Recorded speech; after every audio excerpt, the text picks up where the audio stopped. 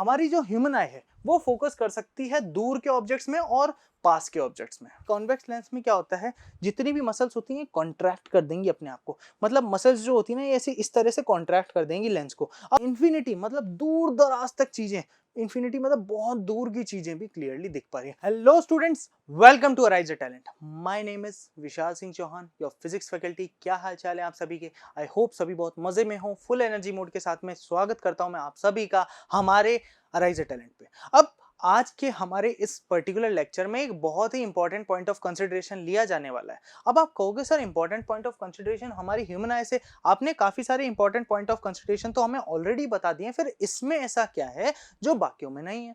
इसमें भी तो कुछ इंपॉर्टेंट होगा। हो सकता है इसमें सर ने कुछ बहुत ही अच्छी बात कही हो सकता है इस पर्टिकुलर लेक्चर में सर ने काफी कुछ इंपॉर्टेंट हमें बताया हो, जो बताने वाले हो, जो हमारे काफी काम आए। लेकिन क्या, बात तो ये आएगी ना, क्या बताओ ना सर।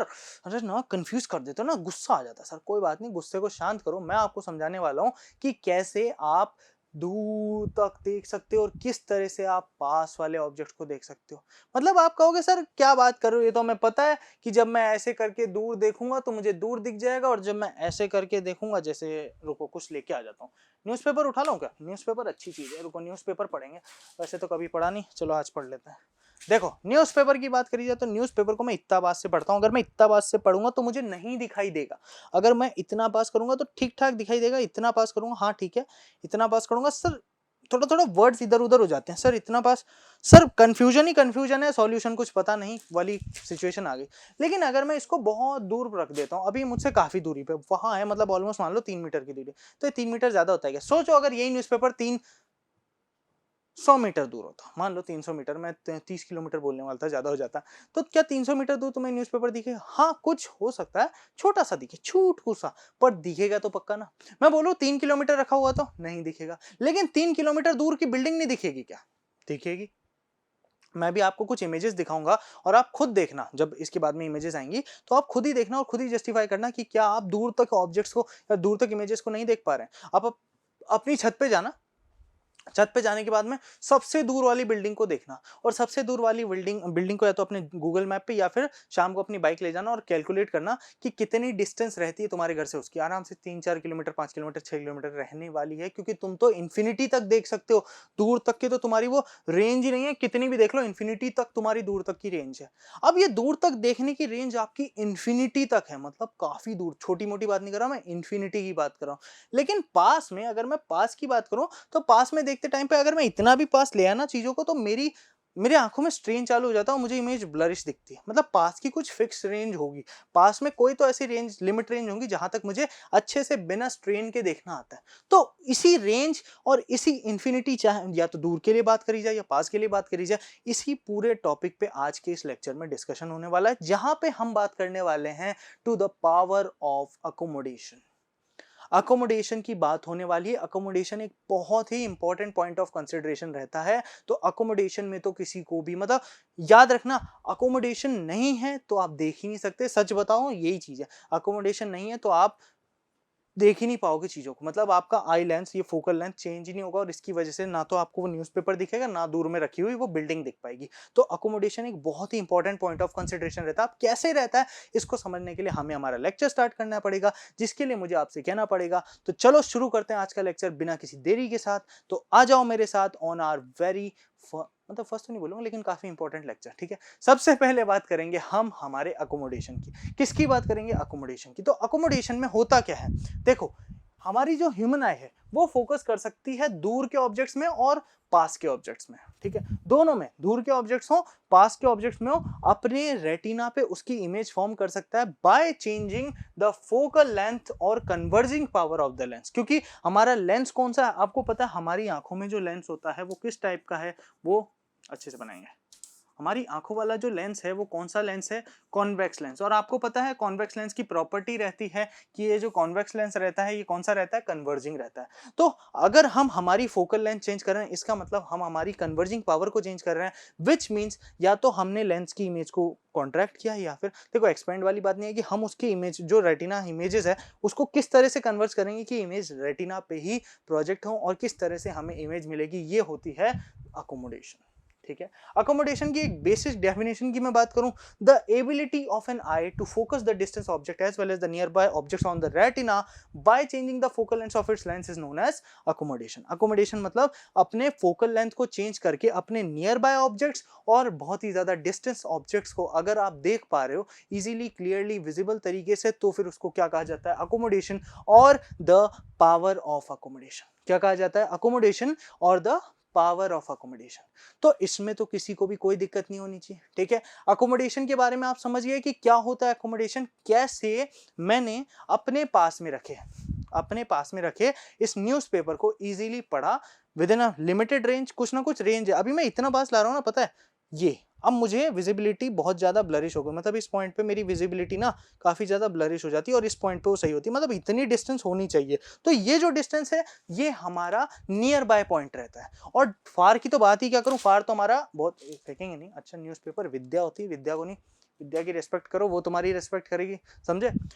तो डिस्टेंस ऑब्जेक्ट की तो इंफिनिटी रेंज है और नियर बाय ऑब्जेक्ट्स की रेंज की बात करी जाए ये बिल्कुल पास वाली रेंज आती है। तो ये तो आपको पता चल गई क्या रहता है नियर बाय ऑब्जेक्ट की रेंज, लेकिन अभी तक रेंज पता नहीं चली। ये पता चल गया कि इतना पास है, लेकिन इतना कितना पास है ये भी तो पता चलना चाहिए। तो पहले तो अकोमोडेशन की बात को तो आप समझ गए, और अकोमोडेशन वो पावर होती है जब मेरा फोकल लेंथ चेंज हुआ और मैं इसको देख पाया या उसको देख पाया या उसको देख पाया, या फिर कहीं लड़ाई चल रही थी उसको देख पाया, या फिर कहीं पे कोई गुस्सा हो रहा था उसको देख पाया। समझ ना कौन गुस्सा होगा, उस गुस्से वाले को भी पकड़ पाऊंगा, ठीक है, अपनी छत पे से जाके नहीं पकड़ पाऊंगा, नहीं तो बात समझ में आ गई है ना क्या होगा। अब चलो आगे बढ़ते हैं। अब हम बात करेंगे हमारे आई लेंस की। तो देखो आई लेंस में दो कंडीशंस होती है, एक लाइट रे जब बहुत दूर से आ रही है, तो जो बहुत दूर से आ रही होगी ना उस कंडीशन में मैंने अभी जस्ट पिछले वाले लेक्चर में बताया था कि दूर से आने वाली लाइट रेज कैसी होती है, पैरेलल होती है। तो लाइट रेज कैसी आएंगी, पैरेलल आएंगी। पैरेलल आके आपके कॉन्केव लेंस पे टकराए, वो कॉन्वेक्स लेंस पे टकराएंगी। कॉन्वेक्स लेंस में क्या होता है, जितनी भी मसल्स होती हैं कॉन्ट्रैक्ट कर देंगी अपने आप को, मतलब मसल्स जो होती है ना ऐसे इस तरह से कॉन्ट्रैक्ट कर देंगी लेंस को। अब सारी की सारी लाइट रेज अंदर की तरफ आएंगी। अंदर मतलब क्या हो रहा है, कन्वर्जिंग, और कन्वर्जिंग ही क्या है हमारा लेंस। तो सारी इमेजेस कहां बनेंगी, आपके रेटिनल पोर्शन पे बन जाएंगी। ये रहेगा जब कोई भी इमेज या कोई भी ऑब्जेक्ट कहां है, बहुत ज्यादा दूरी पे, इंफिनिटी पे, ठीक है। लेकिन मैं बात करता हूं कोई ऑब्जेक्ट आपके बहुत पास में नियर बाय ऑब्जेक्ट की बात करूंगा, तो नियर बाय ऑब्जेक्ट के केस में होगा क्या, लाइट रेज आएंगी, आने के बाद में अब अगर वो देखो पास से आ रही है तो डाइवर्ज हो रही है, डाइवर्जिंग की कंडीशन में अगर लेंस को कन्वर्ज रखोगे तो फिर लाइट रेज आधी तो ऊपर निकल जाएंगी, दिक्कत हो जाएगी। इसलिए क्या होगा, जो मसल्स होती हैं ये एक्सपैंड हो जाएंगी, मसल्स एक्सपैंड होंगी, जिसकी वजह से लेंस भी क्या होगा, थोड़ा सा एक्सपैंड हो जाएगा। और लेंस के एक्सपैंड होने की वजह से लाइट रेज लेंस पर टकराएंगी और टकराने के बाद में अंदर की तरफ कन्वर्ज हो जाएंगी और जाके इमेज का प्रोजेक्शन कहाँ होगा, हमारे रेटिनल प्रोजेक्शन पे इमेज का फॉर्मेशन होगा, ठीक है। हमारे रेटिनल प्रोजेक्शन पे क्या होगा, इमेज का फॉर्मेशन होगा, और यहां से हम कोई भी इमेज को देख पाएंगे, ठीक है। इतनी बात आपको समझ में आ गई कि किस तरह से दूर से आने वाली लाइट रेज और पास से निकलने वाली लाइट रेज को जस्टिफाई किया जाएगा और कैसे उनसे हम थ्रू द अकोमोडेशन देख सकते हैं bye changing the focal length of the lens. यहां तक आपको बात समझ में आई, बहुत बढ़िया, यहां तक तो किसी को भी कोई दिक्कत नहीं होनी चाहिए, ठीक है। अब हम बात करेंगे किसकी, हमारे रेंज ऑफ विजन की, जहां पे हमारे ताऊ जी न्यूज़पेपर पढ़ते हुए दिखाई देंगे और हम खुद एक बढ़िया से नज़ारे में स्टाइल मारते हुए खड़े हुए दिखेंगे। वैसे वो मेन्यू सच बताऊं तो, पर फिर भी काश मैं वहां होता, बहुत अच्छा लगता। कोई बात नहीं, इतना ज्यादा ए राजू वाला सीन नहीं करना मेरे को, ठीक है। अब मैं आपको बताता हूँ रेंज ऑफ विजन की बात। देखो रेंज ऑफ विजन जो भी एक नॉर्मल ह्यूमन आई का रहता है वो रहता है इन्फिनिटी से लेकर ऑलमोस्ट 25 सेंटीमीटर तक। 25 सेंटीमीटर मतलब जो मैंने न्यूज़पेपर उठाया था और न्यूज़पेपर को उठाने के बाद में मैं इस तरह से देख रहा था, यहाँ मुझे क्या समझ में आया कि 25 सेंटीमीटर, ऑलमोस्ट 25 सेंटीमीटर की रेंज तक मुझे क्लियरली बिना किसी स्ट्रेन के, बिना किसी हेडेक के या बिना किसी प्रॉब्लम के दिख पा रहा है। तो इसको मैं क्या बोलूंगा कि ये मेरा रेंज ऑफ विजन है, जहां पे मुझे 25 सेंटीमीटर तक तो नियर बाय ऑब्जेक्ट्स क्लियरली दिख रहे हैं, और इंफिनिटी मतलब दूर दराज तक चीजें, इंफिनिटी मतलब बहुत दूर की चीजें भी क्लियरली दिख पा रही है। अब यहाँ पे क्या हो रहा है, ये ताऊ जी जब न्यूज़पेपर को पढ़ रहे हैं, तो ताऊ जी जब सुबह सुबह न्यूज़पेपर को पढ़ रहे हैं, तो ताऊ जी ने एक फिक्स डिस्टेंस रखी है, वो चेंज कर सकते हैं। 25 ऐसा नहीं 25 तक दिखे, 25 के आगे भी दिखता है, उसके आगे भी दिखता है, उसके आगे भी दिखता है, बट 25 से अंदर लाओगे ना तो स्ट्रेन चालू हो जाएगा, आपके थोड़ा सा हेडेक टाइप लगेगा, आपको हल्का हल्का हेडेक फील होगा ही होगा। इसलिए ताऊ जी ने ऑलमोस्ट 25 सेंटीमीटर तक इस न्यूज़पेपर को रखा है। वहीं पे मैं बात करता हूँ हमारे स्टाइलिस्ट लड़के की, तो ये स्टाइलिश जो लड़का है, ये लड़का खड़ा होके आराम से नज़ारे ले रहा है, ऐसे-ऐसे देख रहा है। अरे यार क्या नज़ारे हैं, वाह! इतना सुंदर पानी। अरे मगरमच्छ जा रहा है, मैं नहीं कूद रहा। कूदूँगा तो दिक्कत हो जाएगी। ऐसे स्टाइल मार रहा है, डायलॉग मार रहा है, ठीक है? तो वो खड़ा है, पोज़ दे रहा है, फ़ोटो खिंचा रहा है, बट अगर कोई मगरमच्छ यहाँ पे आया ना, यहाँ पे आ गया, ये यहाँ पे आ गया, तो ये लड़का ना यहाँ पे नहीं दिखेगा, थोड़ी देर में आउट ऑफ द फ्रेम हो जाएगा, ये प 100% बात है। लेकिन अगर आप देख पाओ, तो इस लड़के को पूरा विज़न जो बहुत दूर तक है, अभी देखो पीछे वाले पहाड़ ही कितना दूर होगा, इससे ऑलमोस्ट कुछ किलोमीटर भी दूर हो सकता है, ये वाला पहाड़ इससे हो सकता है कुछ मीटर्स दूर हो। सबसे बड़ी बात, ये बादल, ये जो आसमान आसमान में बादल आप देख पा रहे हो, ये जितने भी बादल हैं, ये तो काफी दूर है। बादल तो जाने कितने हजार किलोमीटर दूर हैं। और अगर मैं बात करूं, क्या इसको सन नहीं दिखेगा? तो सन तो कई लाखों किलोमीटर दूर है। क्या इसको स्टार नहीं दिखेंगे? वो रात के टाइम की बात है, बट इसको क्या स्टार नहीं दिखेंगे जो उससे भी ज्यादा दूर है? तो दिख तो इसको कितना भी सकता है, तो इस कितने को ही क्या बोलेंगे? इन्फिनिटी।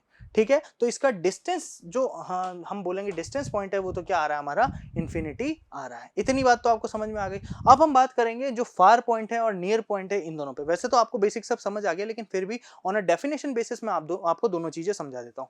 अगर फार पॉइंट की बात करी जाए किसी भी आई की, तो वो क्या रेफर करता है? वो रेफर करता है कि कितनी डिस्टेंस तक जो हमारी ह्यूमन आई है, वो ऑब्जेक्ट्स को क्लियरली देख सकती है। और आई का नियर पॉइंट क्या है? और देखो, शॉर्टेस्ट पॉइंट जहां तक हम क्लियरली देख पाएंगे बिना किसी स्ट्रेन के, वो क्या कहलाता है? हमारा फार पॉइंट कहलाता है। क्या कहलाता है? हमारा फार पॉइंट। और नियरेस्ट पॉइंट वो रहेगा अकोमोडेशन रेंज में, जहां पे जो ऑब्जेक्ट है उसको पोजीशन किया जा पाएगा किसी भी एक पर्टिकुलर रेटिनल पोजीशन पे, उसको बोला जाएगा हमारा नियर पॉइंट। क्या बोला जाएगा? हमारा नियर पॉइंट। तो नियर पॉइंट क्या होता है, फार पॉइंट क्या होता है, इनकी डेफिनेशंस याद रखना, ये इंपॉर्टेंट डेफिनेशंस है, डू नॉट फॉरगेट देम। काफी ज्यादा हेल्पफुल है, आपके आगे बहुत ज्यादा काम आएंगी। इनमें किसी को भी कोई दिक्कत नहीं होनी चाहिए, होनी ही नहीं चाहिए। ये तो बहुत ही बेसिक सा है, हटना, ठीक है, बहुत ही बेसिक सा है, इसमें तो किसी को भी कोई दिक्कत नहीं होनी चाहिए। ठीक है, तो आई होप यहाँ तक तो सबको सारी बातें समझ में आएंगी। तो इस लेक्चर में आपने अकोमोडेशन, रेंज ऑफ विजन और एक इन्फिनिटी तक, नियर पॉइंट, फार पॉइंट, सबके बारे में अच्छे से समझ लिया। यहाँ तक तो किसी को भी कोई दिक्कत नहीं आनी चाहिए। ठीक है, यहाँ तक किसी को कोई सॉर्ट ऑफ प्रॉब्लम नहीं हुई होगी, यहाँ तक किसी को भी कोई दिक्कत नहीं हुई होगी। लेकिन अब जो लेक्चर आने वाले हैं आगे, इनमें काफी इंपॉर्टेंट चीजें आने वाली हैं। इसलिए मैं आपको पहले ही एक सजेशन देता हूँ, एक काम मेरे लिए जरूर करना। जब कल आप स्कूल जाओ, तो स्कूल जाने के बाद में जब आप लास्ट बेंच पे बैठोगे ना, लास्ट बेंच पे, तो जब टीचर लिख रहा हो ना, एक बार देखना कि आपको क्लियरली दिख रहा है कि नहीं दिख रहा। और एक बार लिखते टाइम पे अपनी कॉपी में हर एक वर्ड को पढ़ने की कोशिश करना, क्या आपको दिखाई दे पा रहा है या नहीं दे पा रहा। क्यों कहा मैंने ऐसा? इसके पीछे भी एक बहुत इंपॉर्टेंट रोल प्ले है, जो आपको अगले लेक्चर में पता चलेगा, जिसके लिए मुझे मिलना होगा आपसे अगले लेक्चर में। तो मैं मिलूंगा आपसे बहुत जल्दी अगले वीडियो में, अगले लेक्चर में, इसी कॉन्सेप्ट के साथ में, जहां पे रखेंगे कुछ प्यारे प्यारे से एक्सपेरिमेंट। तब तक के लिए ध्यान रखें अपना। गुड बाय, टेक केयर, सी या।